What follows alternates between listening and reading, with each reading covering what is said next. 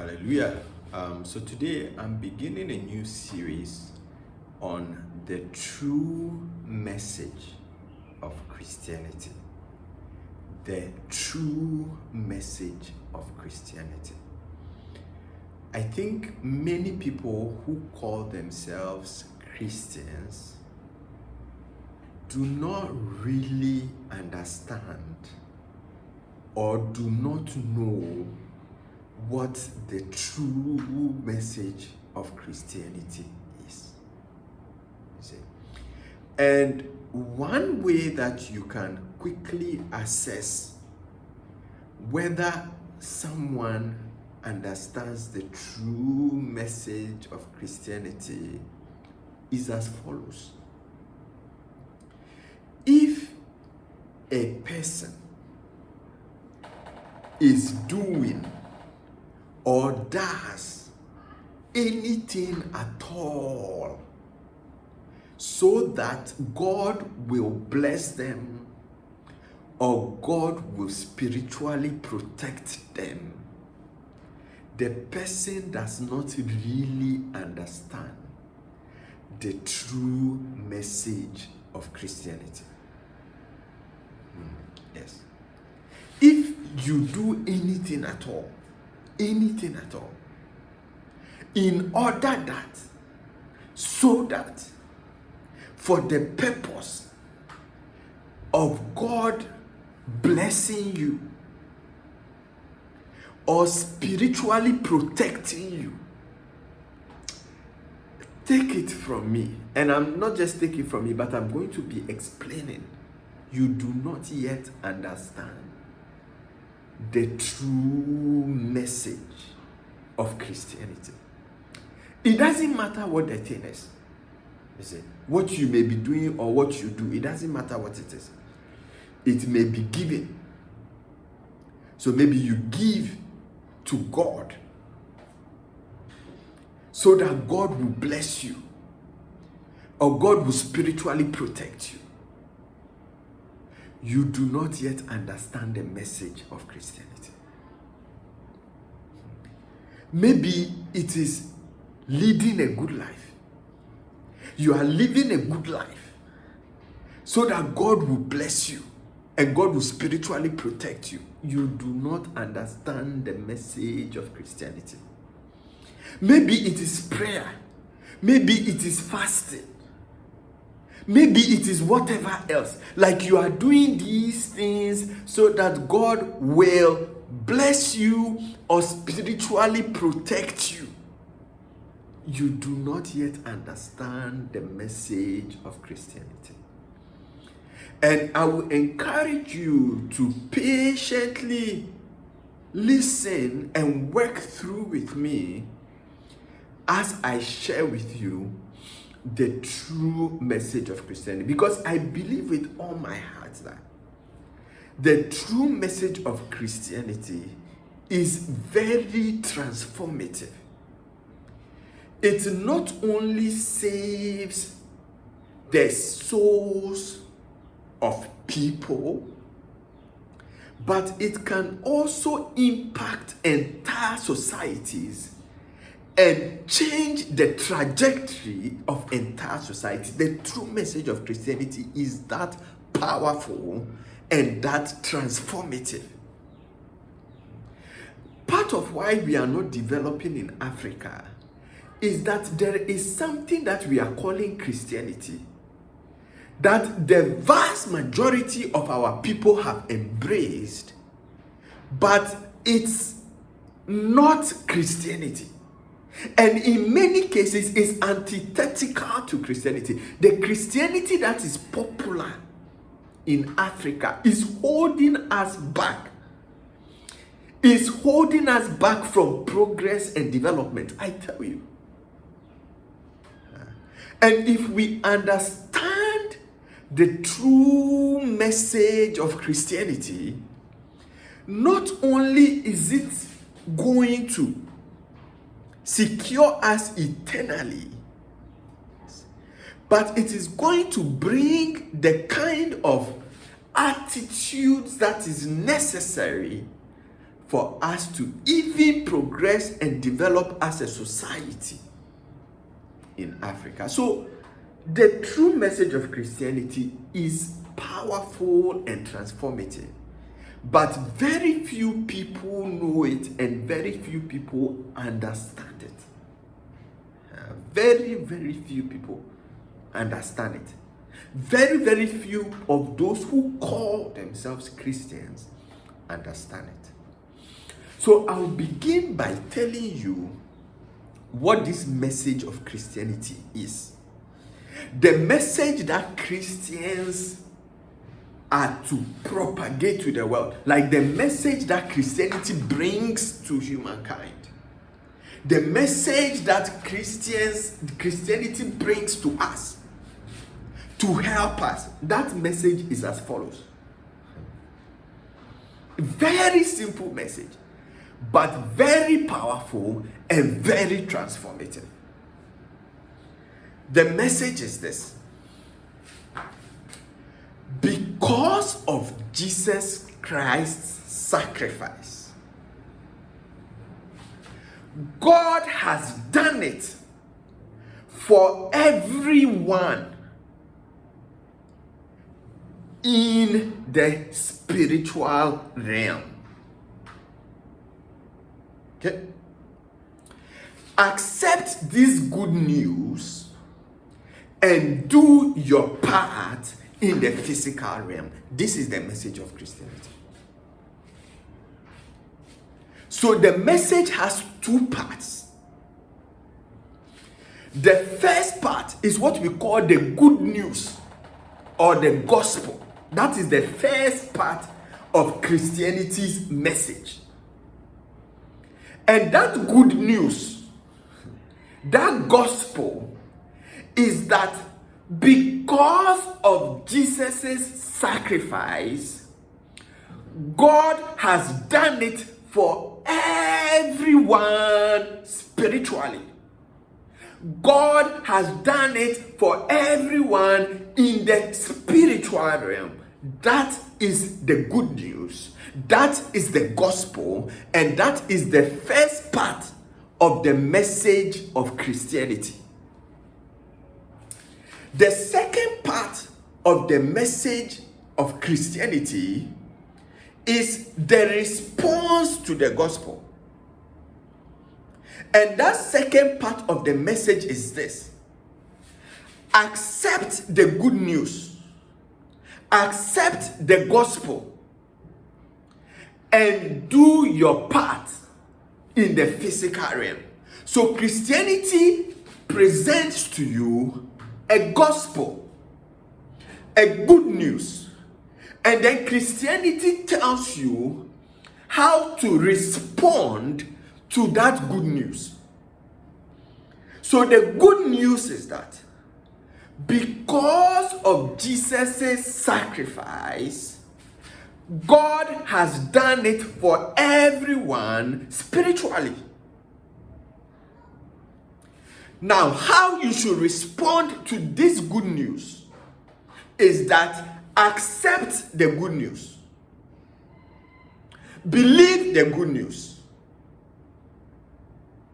Accept it, believe it, and then now do your part in the physical realm. This is the entirety of the message that Christianity brings to the world. Like, this is the message. Everything else, like, is sort of around this and supports it and all of that, but the message that it has for the world is this: because of the sacrifice of Christ, God has done it for everyone spiritually. That is in the spiritual realm. And Christianity teaches people to accept this good news, to believe this good news, and do their part in the physical realm. Okay, so that is the message of Christianity. It's very simple, but it also requires understanding. Okay, so I'm going to explain it so that you understand the message very clearly. So let's begin at the good news that Christianity brings. Let's begin at the gospel, what we call the gospel, the good news, that we are actually supposed to go out proclaiming what the good news is. Okay, like I said, the good news is that because of Jesus' sacrifice, God has done it for everyone spiritually or in the spiritual realm. Now, the thing to understand is, okay, I say God has done it. God has done what? Right? What has God done for everyone? What has God done? Okay. Now,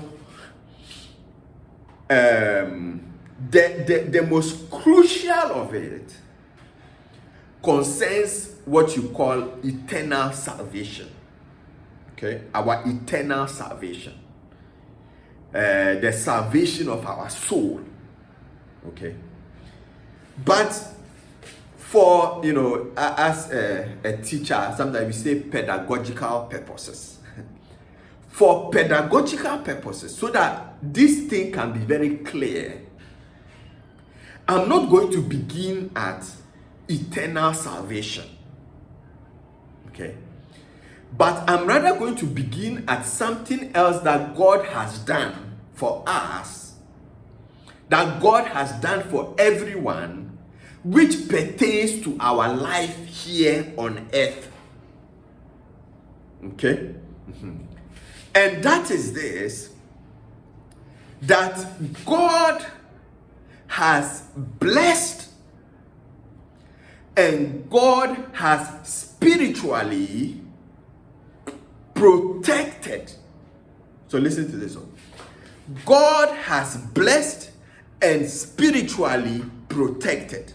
So we say God has done, right? What has God done? What has God done? And I've said there are different things, but the one that I want to focus on, which also God has done for everyone because of Christ, is blessings and spiritual protection. Blessings and spiritual protection. So as far as these two are concerned, this then is how I'm going to phrase the gospel. Okay?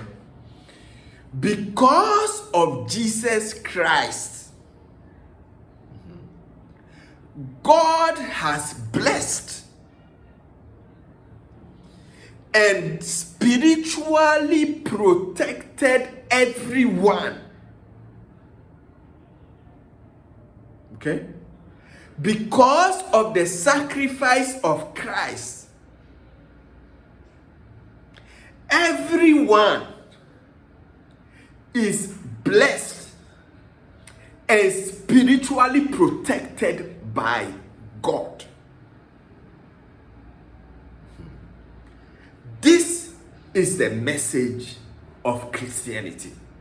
Okay, now keep in mind, I'm saying that I've just taken a portion of what God has done, right? This is not the entirety of what God has done because of Christ, but I've just taken one of them.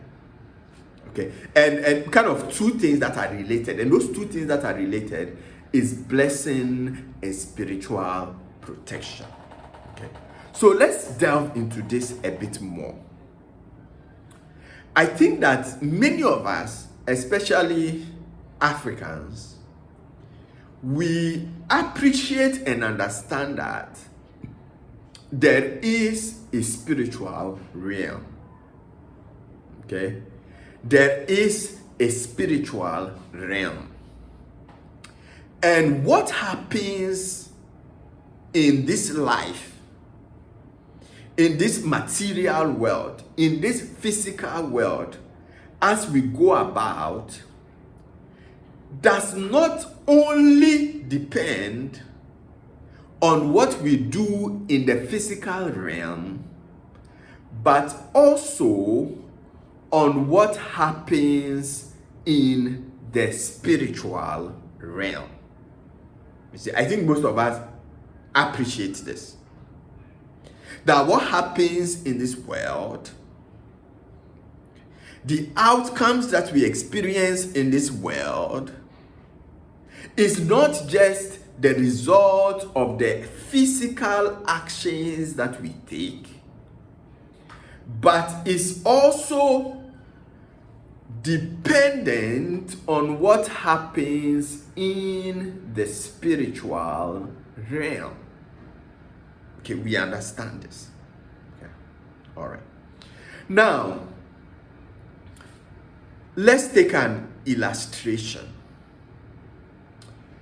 The Bible says that, talks about this man called Jacob.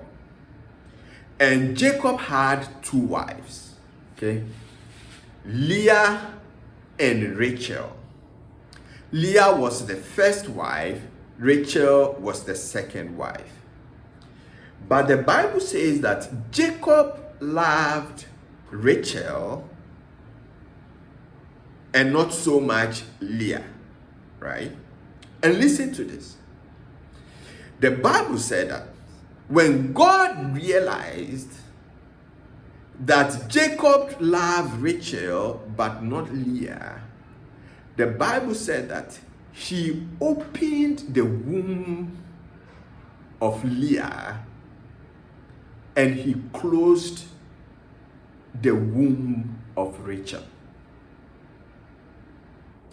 And it happened then that Leah had children, but Rachel did not have children. Okay. You see, when you think about having a child, right? What it takes to have a child, in the physical realm, all we see is, well, you have sex with someone and blah, blah, blah, blah, blah, blah, blah, and then you have a child. You see? So in the physical realm, the action that we take in order to have a child is sexual intercourse. You see? But our action in the physical realm, according to this story, is not the only thing that determines whether or not we are going to have a child.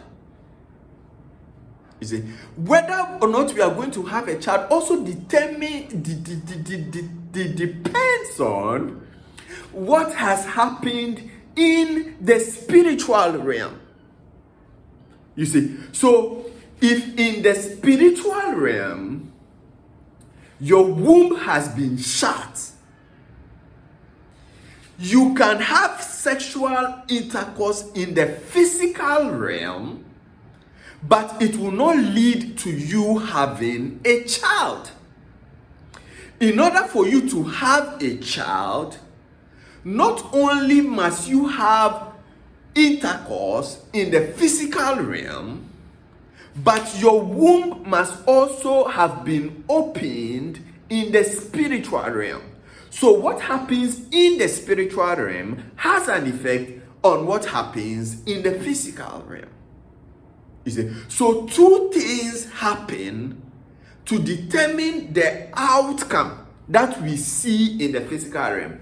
Part of it, or the first part, is what has taken place in the spiritual realm. And the second part is what takes place in the physical realm. You see? An analogy to give is having water in your house. You see? When you want water and you have, so I'm assuming that you have a tap, right? Like the kind of like water tap kind of thing, right? And so let's say you are in Ghana, so you have a tap in your house, that tap connects to Ghana Water. Okay, so your water is coming from Ghana Water Company. Okay. Now, even though when you go and you open your tap, right? And water comes, it means that not only have you opened your tap, but Ghana Water Company has also opened your tap. You see? Because so two things are necessary for you to see water flowing in your house. The first thing is that Ghana Water Company has to open your tap at their side. And the second thing is that you have to open the tap on your side.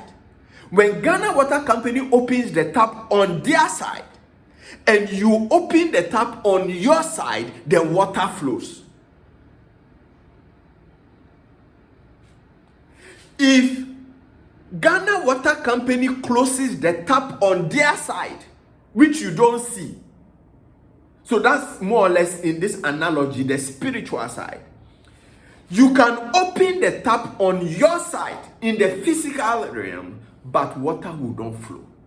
So the flow of water depends on opening the tap, what you do in the physical realm, and then it also depends on what Ghana Water Company does. You see, so that is in the spiritual realm.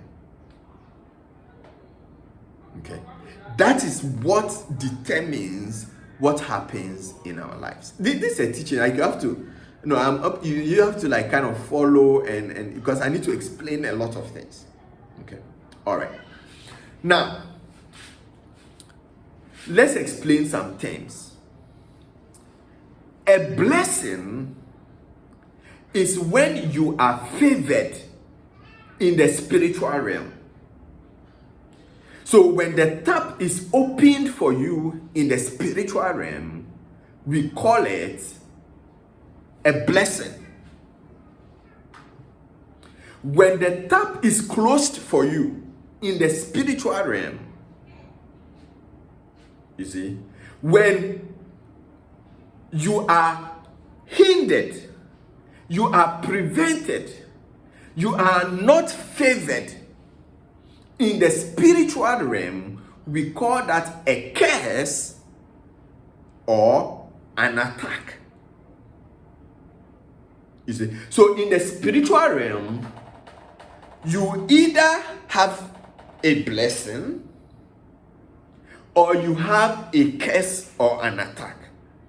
Okay, so for instance, we will say that Rachel was cursed,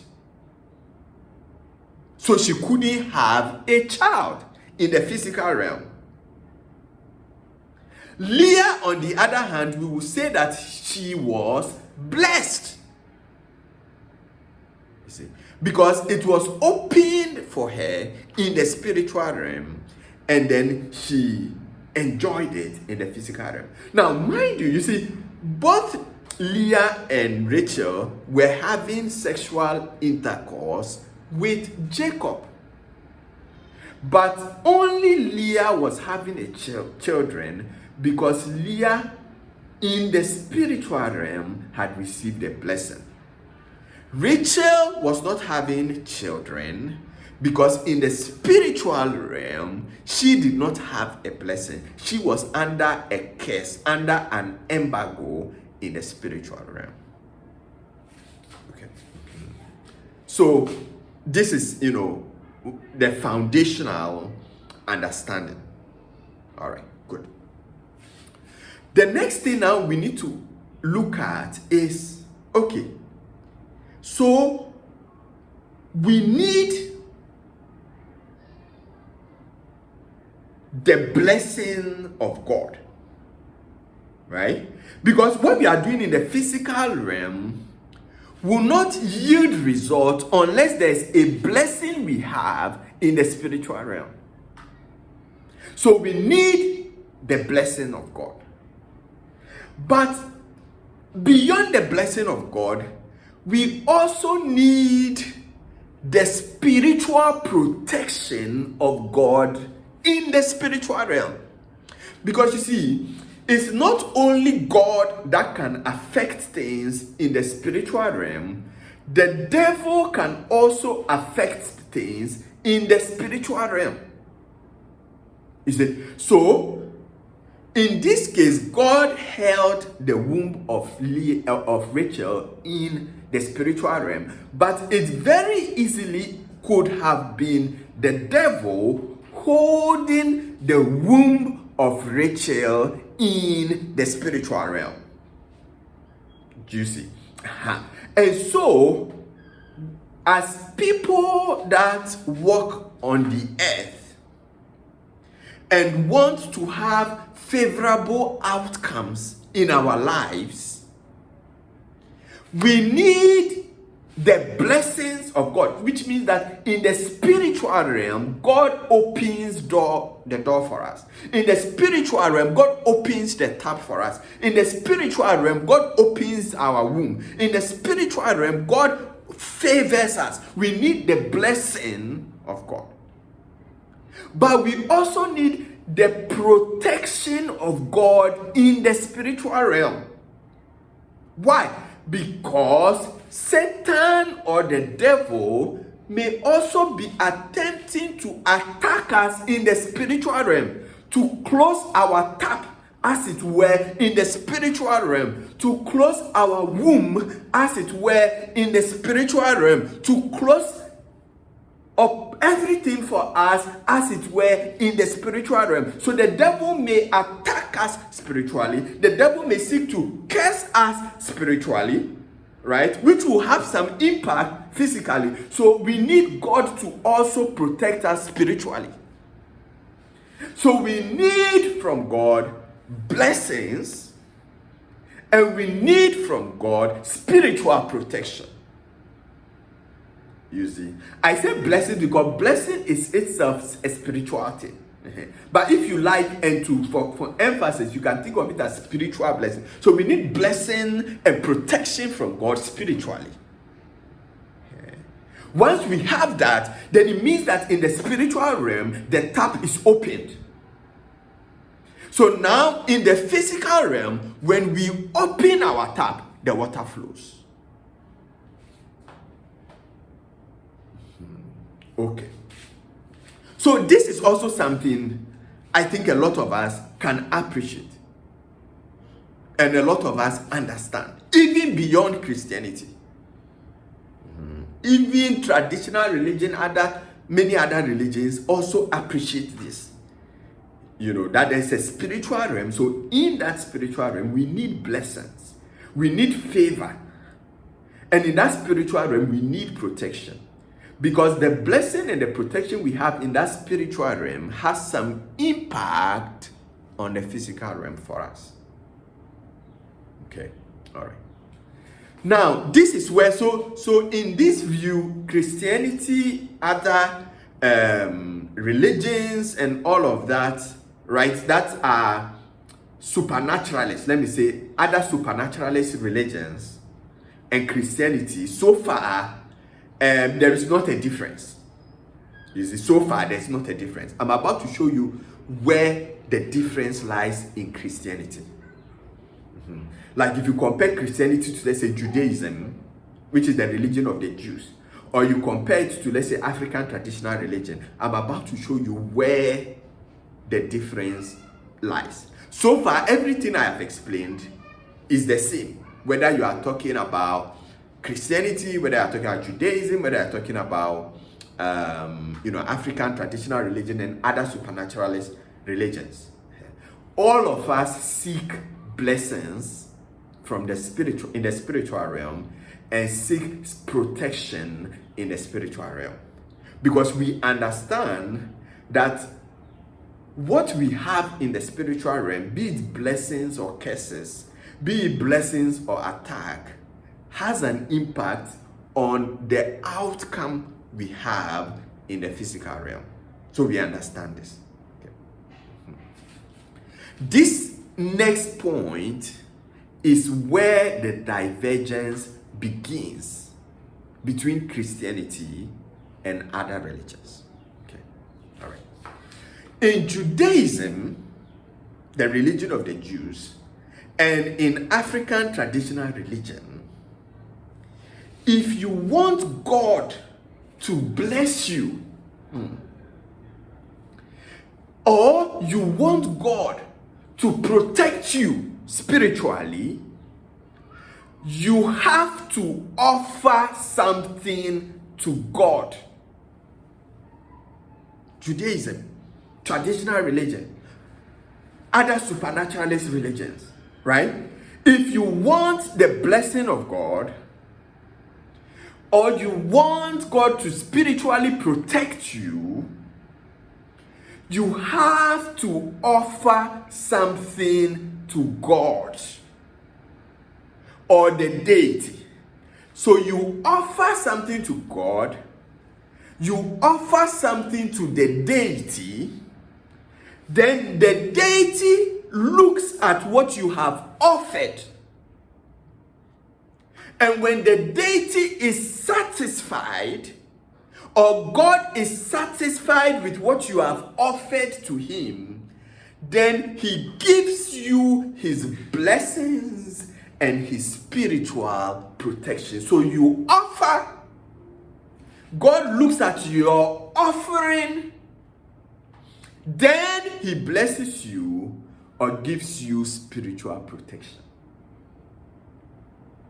This offering may be animal sacrifice, it may be cola, it may be schnapps, it may be prayers, it may be praises, like you are singing praises and worship, it may be whatever, right? You offer to God. It may be giving of money, gold, whatever, but you offer these things to God. God looks upon your offering. He is satisfied with your offering. Then God blesses you or spiritually protects you. This is where the difference comes in. Now, Christianity says that Jesus Christ offered himself to God. Jesus Christ sacrificed himself to God. And God looked upon his sacrifice and his offering, and as a result of that, he has offered his blessings and spiritual protection to everyone. So in Christianity, we do not make any offering to God so that God will bless us or spiritually protect us. It is not a valid concept in Christianity. In Christianity, we say that Jesus Christ offered himself. And because of his offering, because of his sacrifice, God has blessed. God has blessed. God has offered his blessings, and God has offered his spiritual protections to mankind, to the whole world. That is why in Christianity, you cannot give so that God will bless you or spiritually protect you. You don't offer money or gold or sacrifice or anything, or prayers or praises or fastings or you don't offer anything to God so that God will bless you or spiritually protect you. In Christianity, the teaching and the belief is that Christ offered himself, and because of the offering of Christ, not because of any offering that you will make, but because of the offering of Christ, the offering of Christ is sufficient for God to now and forevermore bless and spiritually protect all humankind. I think I need to pause here because of time, but we'll pick this up in the next part. Thank you for listening, and may you receive insight even as you listen and reflect on this.